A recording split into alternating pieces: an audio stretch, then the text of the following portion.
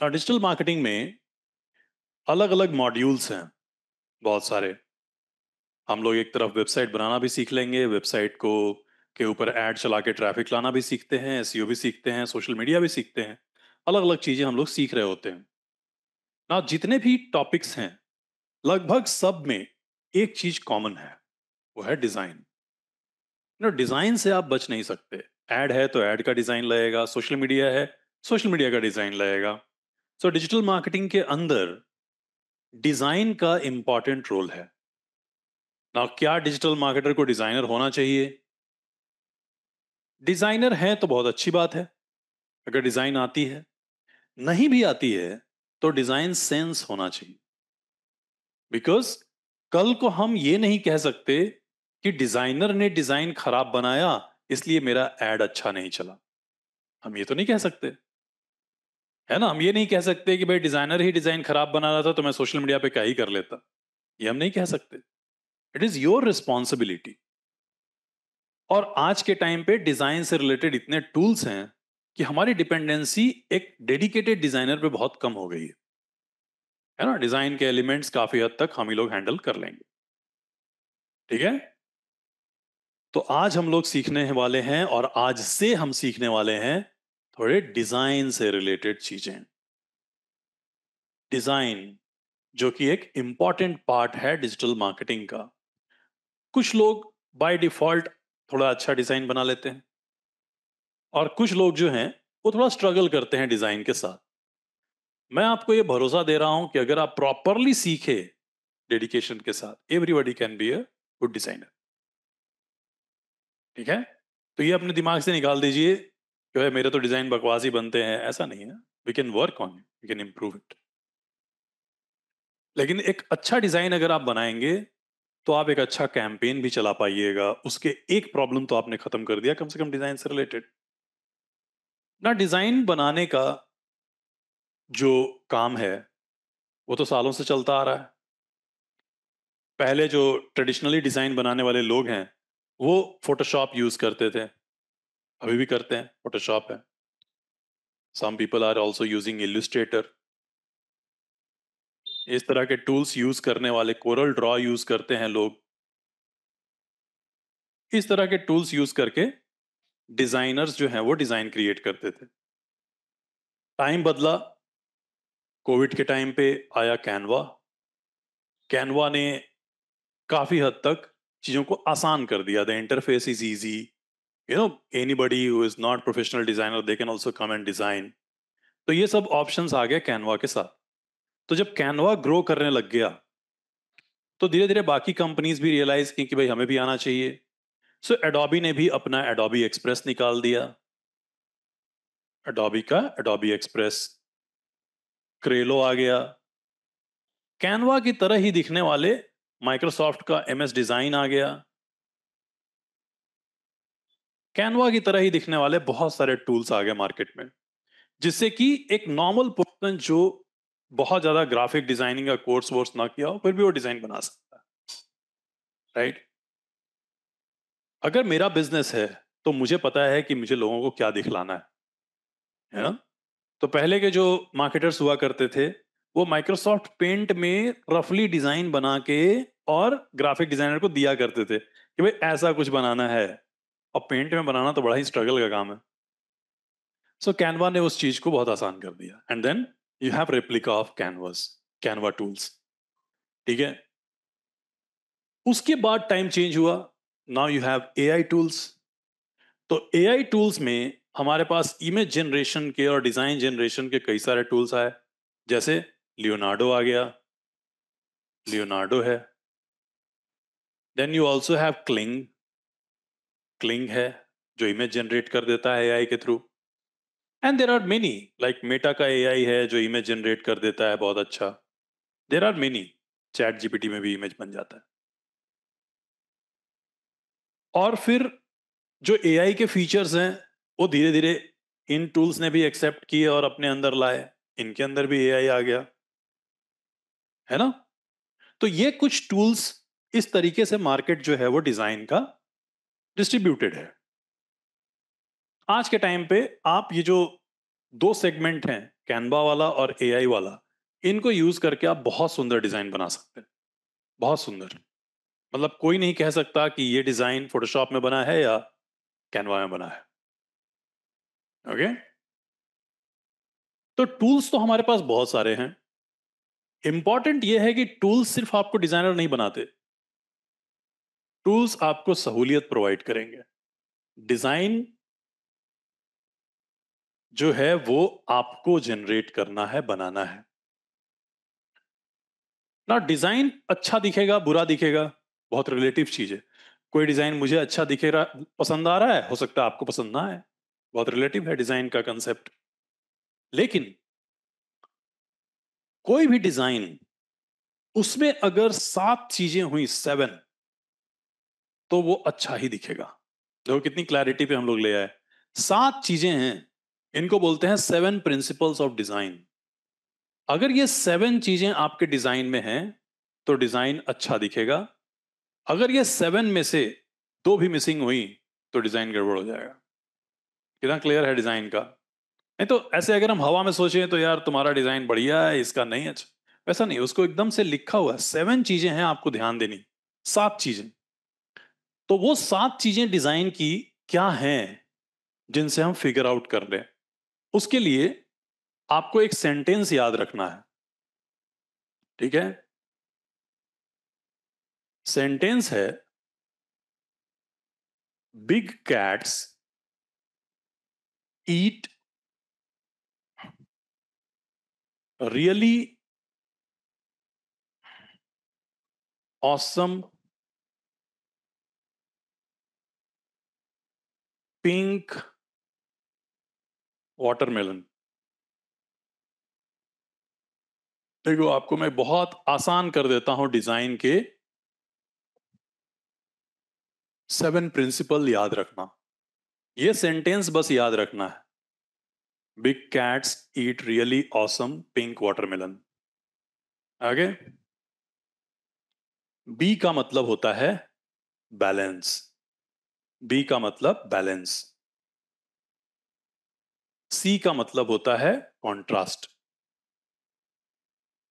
Contrast. ई का मतलब होता है एम्फेसिस। एक एक करके हम लोग सभी को समझेंगे। आर का मतलब होता है रिपीट। ए मतलब अलाइनमेंट।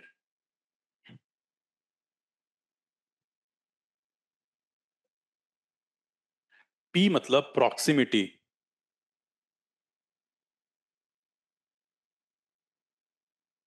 और डब्ल्यू का मतलब है white space.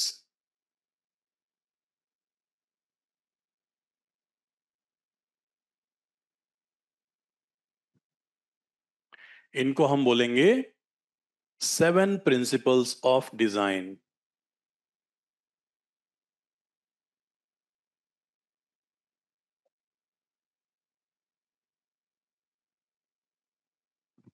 7 principles of design.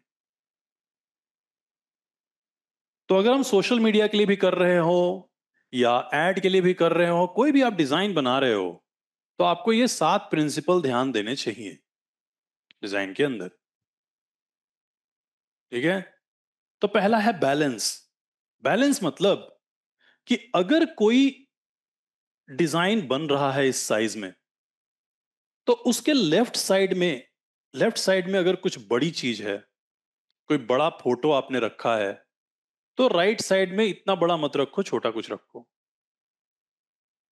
जैसे मान लो कोई एक हमने फोटो बनाया जिसमें एक लेडी मॉडल को हमने साइड में रखा हुआ है, बड़ा फेस उसका दिख रहा है, तो मैं राइट साइड में कोई छोटे बच्चे को रखूंगा या तो नहीं रखूंगा कुछ। तो मैंने बैलेंस कर दिया, एक साइड अगर बहुत बड़ा गया है दूसरे साइड नहीं डालूंगा मैं। तो वो बैलेंस ऑफ डिजाइन बहुत इंपॉर्टेंट होता है। ठीक है, दूसरा है कॉन्ट्रास्ट। कॉन्ट्रास्ट का मतलब है कि जैसे अगर मैं व्हाइट कलर यूज कर रहा हूं बैकग्राउंड में, तो मैं येलो कलर से नहीं लिखूंगा, वो दिखेगा ही नहीं। It should be opposite. Like अगर येलो से ही लिखना है तो बैकग्राउंड को ब्लैक करो, ऑपोजिट करो, एक डार्क तो एक फेंट, ऐसा, सो दैट वो कलर्स दिखाई दें साफ साफ। तो आपके डिजाइन में ना कॉन्ट्रास्ट होना चाहिए। कॉन्ट्रास्ट रहेगा तो टेक्स्ट क्लियर दिखेगा। बटन अगर आप दे रहे हो तो रेड कलर का अगर बटन दे रहे हो तो मेक श्योर करो कि बैकग्राउंड व्हाइट हो। व्हाइट पे रेड बहुत अच्छा दिखता है। ये कलर के कॉन्ट्रास्ट है जो हमें चेक करने होते हैं। कई बार इसकी वजह से हमारा डिजाइन बहुत अच्छा नहीं दिख रहा होता, क्योंकि वो हमने फेंट पे ही फेंट से लिख दिया, अब वो समझ में नहीं आ रहा क्या लिखा हुआ। Contrast is very important. Then you have very important thing, emphasis. Emphasis का मतलब है कि आप किस चीज को हाईलाइट करने वाले हो, किस पे इंसान का ध्यान जाना चाहिए। मैं आपके डिजाइन को देखा, आप मुझे पहले क्या देखने को बोल रहे हो, क्या मुझे दिखना चाहिए? मुझे टेक्स्ट दिखना चाहिए था क्या, या मुझे ये मॉडल दिखनी चाहिए थी क्या? What is your thought process? क्या आप मुझे डिजाइन दिखा रहे हो तो आप क्या चाहते हो मैं क्या देखूं? ठीक है, वो बड़ा इंपॉर्टेंट होता है कि हम एम्फेसिस किस पे कर रहे हैं, वेट किसको ज्यादा दे रहे हैं। दैट इज डिजाइन का एक प्रिंसिपल, कि आप पहले से ही तय रखो कि कोई भी इस डिजाइन को देखेगा ना, उसकी पहली नजर इस पे जानी चाहिए। That is your thought. Okay, अगर आपने वो डिसाइड नहीं किया, आपने बोला नहीं नहीं कुछ भी देख ले, तो वो कुछ नहीं देखेगा। डिजाइन का बहुत सिंपल फंडा है। अगर आप हर चीज को इक्वल वेटेज दे दिए तो वो कुछ नहीं देखेगा। जैसे जब हम घर बनाते हैं तो हम घर के फ्रंट को ज्यादा सुंदर बनाते हैं, people should see that first. तो वो चीज आपके यहाँ पे होने, अब चारों कोने को आप एक ही जैसा बना दोगे तो वो सही नहीं लगेगा, है ना। सो ध्यान किस पे जाना चाहिए। Then very important thing, repeat. So अगर मैं सोशल मीडिया पे कंटेंट बना रहा हूं तो आई विल मेक श्योर कि I am repeating the same font, I am repeating similar colours, जो ब्रांड कलर हैं हमारे, क्या हम उसको रिपीट कर रहे हैं, है ना। क्या हम पैटर्न्स को, सेम पैटर्न्स को रिपीट कर रहे हैं। इट इज वेरी इंपॉर्टेंट कि आपको 2 मिनट में दिख जाएगा कि ओके इस ब्रांड का ना ब्रांड कलर तो पक्का यही है। जैसे फॉर एग्जाम्पल अगर हम लोग डिजाइन वाइज देखें, मान लो मैं यहां पे आ गया इंस्टाग्राम पे।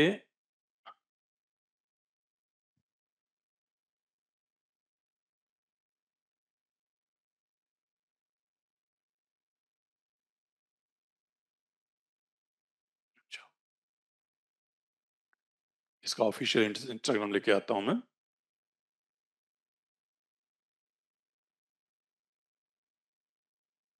ठीक है, अब ये कंपनी के इंस्टाग्राम पे हैं हम। ठीक है, अभी यहां पे आपको आए आए समझ में आ गया होगा कि their brand colour is like this one, this colour, this particular colour. तो वो रिपीट कर रहे हैं ना, सेम कलर आप देखो हर जगह रिपीट कर रहे हैं, हर एक इसमें। तो ब्रांड कलर का रिपीट होना बड़ा इंपॉर्टेंट है, सो दैट लोग देख के ही समझ में आ जाए कि ये चाहिए वो ब्रांड होगा, है ना। कोका कोला हर जगह रेड डालेगा अपना, उसका जो अपना फॉन्ट है वही यूज करेगा वो। So repetition of things are very important. Then very important thing, alignment. Design के अंदर कोई भी डिजाइन हो, जैसे हमने यहां पे लोगो डाल दिया, ओके, तो लोगो डाला तो ऊपर से जो गैप है, लेफ्ट से जो गैप है, इक्वली अलाइंड है क्या? टेक्स्ट है तो प्रॉपरली अलाइंड है क्या? अलाइनमेंट आपके डिजाइन को अच्छा कर देगा, खराब कर देगा अगर आप अलाइनमेंट बेटर नहीं करेंगे तो, है ना। पता चला कहीं लेफ्ट अलाइन कहीं राइट अलाइन टेक्स्ट कर रहे हैं, और कहीं पे आपने टेक्स्ट को स्ट्रेच कर दिया, it will not look good. So it's very important कि हमारे डिजाइन में अलाइनमेंट अच्छी हो। प्रॉक्सिमिटी, प्रॉक्सिमिटी का मतलब है जो चीज एक दूसरे के नजदीक होनी चाहिए उसे दूर मत करो। जैसे मान लो आपने एक एक फोटो डिजाइन किया, ओके, और इसमें एक वॉच है, एक वॉच है। अब इस वॉच की प्राइस आप कहां दिखलाओगे डिजाइन में? एक तो हो सकता है कि आप यहां पे दिखा दो प्राइस, कितने प्राइस का वॉच है, और एक है कि मैं प्राइस यहां पे दिखाऊं। क्लोज प्रॉक्सिमिटी में आ गया वो, जो नजदीक है, और एक में दूर चला गया। प्रॉक्सिमिटी कितनी रखनी है किस केस में, ये बहुत इंपॉर्टेंट रहता है।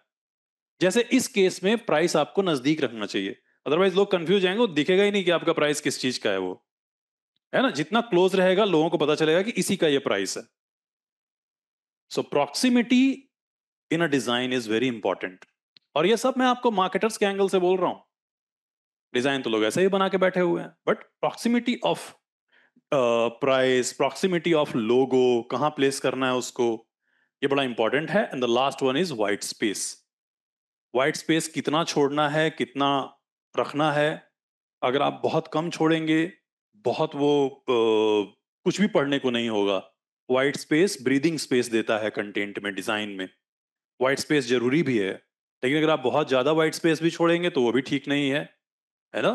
तो वाइट स्पेस को आपको बैलेंस करना है, आप कितना ब्रीदिंग दे रहे हो, कितना। आपने पता चला एकदम कॉर्नर से चिपका के टेक्स्ट लिख दिया, भाई वो जगह ही नहीं मिल रही है ना वहां पे, वो अच्छा नहीं दिखेगा वो, है ना। सो जब हम डिजाइन बनाते हैं तो हम ये 7 प्रिंसिपल्स को इंप्लीमेंट करते हैं। तो आप कल को किसी का डिजाइन चेक करिए, तो आप ये सारे पॉइंटर्स पे चेक करिएगा कि वो कितना खरा उतर रहा है। ठीक है। तो ये 7 प्रिंसिपल्स ऑफ डिजाइन है, ये जनरल डिजाइन प्रिंसिपल्स हैं कि अगर कोई भी डिजाइन बने तो उसमें ये चीजें होनी चाहिए। अगर आपसे किसी ने पूछ दिया तो याद रखने का सिंपल सेंटेंस ये याद रखिए, बिग कैट्स ईट रियली ऑसम पिंक वाटरमेलन। ये तो एक शॉर्टकट बना दिया मैंने, आप कोई भी शॉर्टकट बना के याद रख सकते हैं।